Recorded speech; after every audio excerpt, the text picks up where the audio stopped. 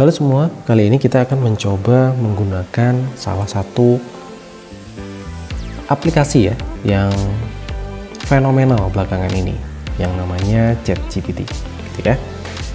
Jadi kita udah tahu ChatGPT itu apa gitu ya. Dia seperti chatbot begitu ya, tapi cerdas gitu ya. Chatbot dengan kecerdasan yang luar biasa gitu ya. Biasanya gitu ya, ketika kita menggunakan ChatGPT itu kita langsung mengetikkannya seolah-olah kita berbicara dengan teman kita sendiri gitu ya. Jadi kalau kita ingin tanya sesuatu, misalkan saya ingin tanya apa itu database gitu ya, saya tinggal tulis apa itu database ya. Kita nggak harus menggunakan bahasa Inggris karena ChatGPT sudah cukup cerdas untuk memahami bahasa Indonesia gitu ya. Nah, nanti dia akan memberikan jawaban seperti ini gitu ya. Jadi langsung gitu ya. Nah, ChatGPT ini sangat powerful ya sebagai teman belajar kita atau sebagai asisten pribadi ya yang membantu kita untuk mengerjakan banyak hal dengan cepat ya, dengan ringkas gitu ya. Nah, apa yang ingin diajarkan pada praktikum kali ini adalah bagaimana memanfaatkan ChatGPT dengan benar gitu ya.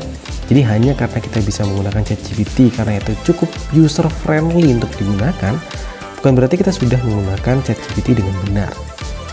Ya. Jadi sebelum kita bisa menggunakan tools yang super keren ini ya, super canggih ini, kita harus ngerti bagaimana ChatGPT ini bekerja. Jadi ChatGPT ini bekerja ya dengan menggunakan database kata yang sangat besar gitu ya. Nah, dia bisa berkomunikasi dengan kita menggunakan teknik yang namanya prompt engineering.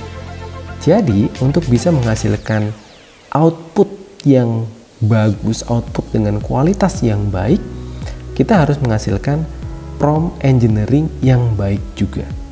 Gitu ya. Di PowerPoint pada presentasi saya juga sudah dijelaskan ya. Setidaknya ada 5 hal yang harus kita perhatikan ketika kita hendak membuat sebuah prompt engineering ya. Oke, saya tidak akan menjelaskannya ulang, tapi kita akan melakukan bagaimana cara menggunakannya secara langsung dan menerapkan 5 hal tersebut di sini gitu ya. Oke. Jadi untuk memastikan kita bisa berkomunikasi dengan baik ya, biasanya kalau misalkan kita sudah menggunakan ChatGPT, kita sudah punya banyak histori percakapan. Contohnya ini ya, kata apa itu database atau pertanyaan apa itu database itu sudah ada di dalam histori percakapan kita. Jadi untuk mengclearkan percakapan itu terlebih dahulu, kita bisa sampaikan abaikan percakapan kita sebelumnya. Jadi kalimat ini akan memberikan konteks ya, bahwa apa yang kita bicarakan sebelumnya itu sama sekali nggak ada hubungan dengan apa yang nantinya atau kedepannya akan kita lakukan ya. Jadi itu penting. Teknik yang kedua ya, setelah kita meriset si ChatGPT-nya, kita akan memberikan dia konteks yang lebih jelas ya, namanya role engineering gitu ya. Jadi kita akan mengarahkan si ChatGPT untuk menjadi pribadi tertentu gitu ya. Ini sangat baik untuk memberikan konteks terhadap ChatGPT. Ya, ChatGPT itu bisa menjadi dokter, bisa menjadi pilot, bisa menjadi seorang academic counselor gitu ya, dan sebagainya sesuai dengan apa yang kita kehendaki. Let's say saya ingin mencari sebuah topik penelitian gitu ya. Nah, siapa sebaiknya yang kita adakan komunikasi untuk hal ini? Boleh saja dia seorang pakar IT, boleh saja dia seorang academic counselor gitu ya, yang punya kepakaran tentang IT dan sangat berpengalaman. Jadi kita bisa buat atau bisa mengkondisikan hal itu. Oke, kita coba mengkondisikannya ya. Anda sekarang adalah seorang ya penasehat akademik gitu ya.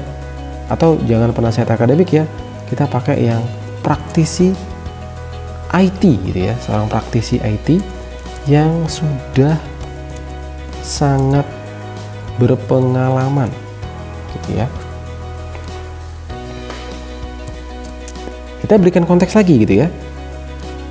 Tugas apa yang nantinya harus dikerjakan oleh si ChatGPT? Tugas Anda adalah membantu saya untuk gitu ya mencari 5 topik gitu ya, misalkan terkini yang relevan dengan kecerdasan buatan, misalkan seperti itu ya. Jadi nantinya dia akan menjadi seorang praktisi IT yang nantinya akan bekerja untuk mencari 5 topik terkini yang relevan ya, yang relevan ya, ini diperbaiki ya, yang relevan dengan kecerdasan buatan. Jadi kita udah kasihkan dia sebuah ruang ya, kemudian kita sudah berikan dia task gitu ya. Oke, kita boleh detailkan ini hingga cukup detail sehingga tugasnya itu tidak general gitu ya. Harapannya apa? Harapannya adalah si ChatGPT bisa memberikan hasil yang lebih spesifik ya. Tuliskan juga gitu ya, tuliskan topik-topik tersebut secara urut berdasarkan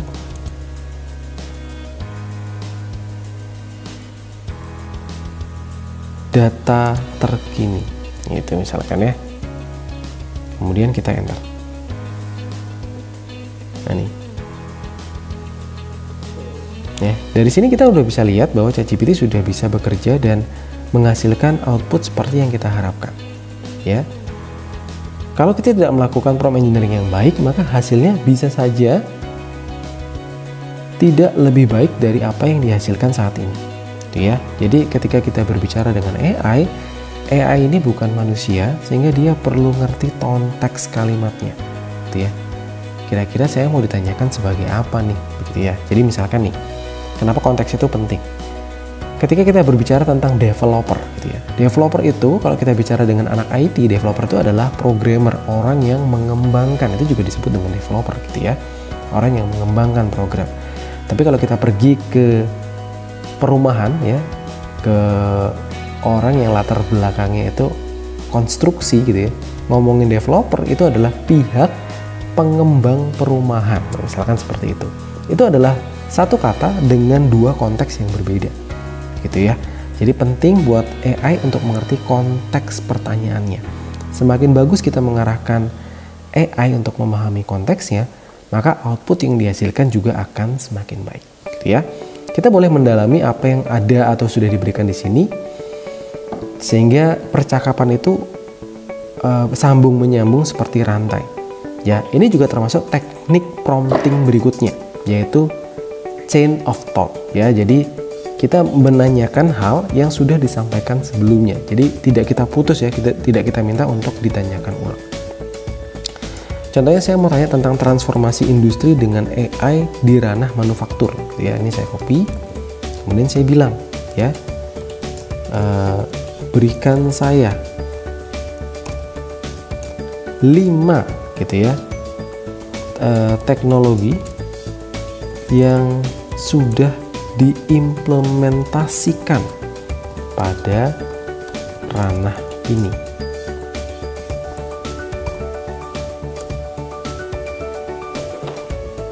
Oke, ini ya, tuh.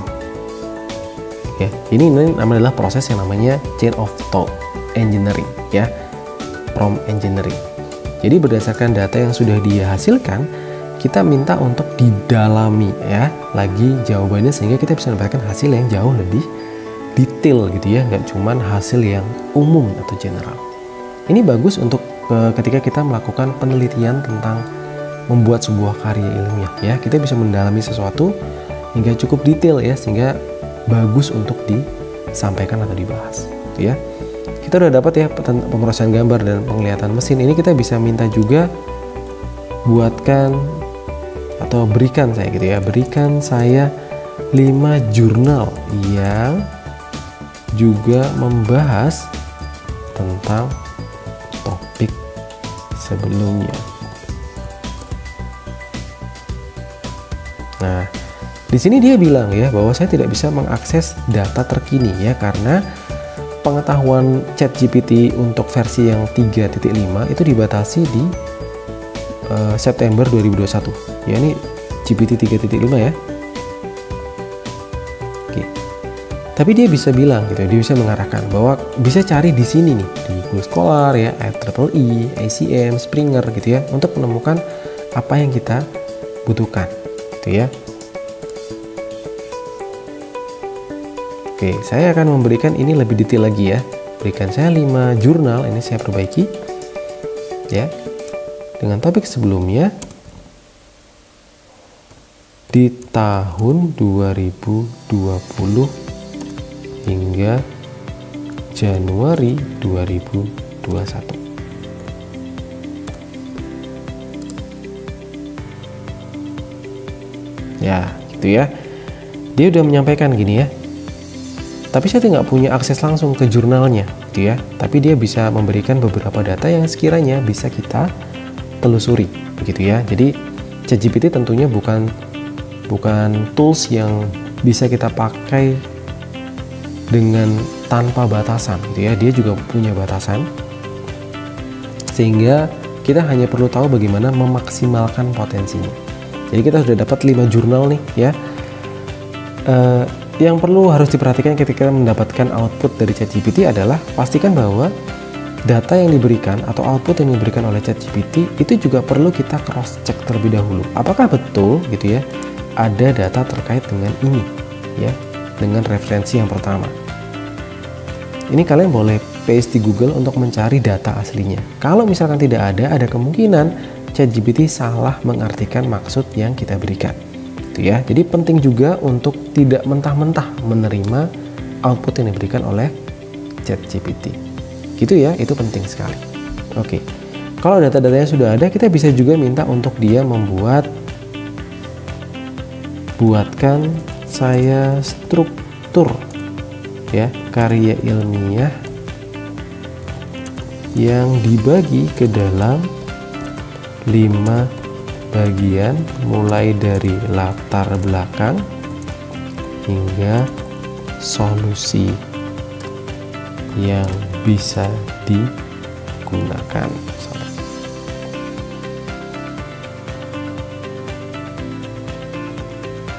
Struktur karya ilmiah untuk apa? Untuk membahas topik sebelumnya.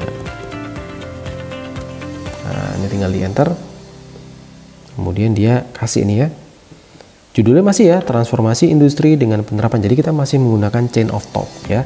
Dia kasih ini pendahuluannya kayak gini nih ya. Nanti kita bisa dalemin lagi. Oh, ternyata nanti karya ilmiah saya itu isinya pengenalan, pendahuluan dulu, latar belakang, penerapan AI, dampak, tantangan, etika, studi, solusi. Wah, ini masih nggak sesuai ya, dia bagi ke dalam 9 ya, padahal tadi saya mintanya dibagi ke dalam 5 bagian gitu ya.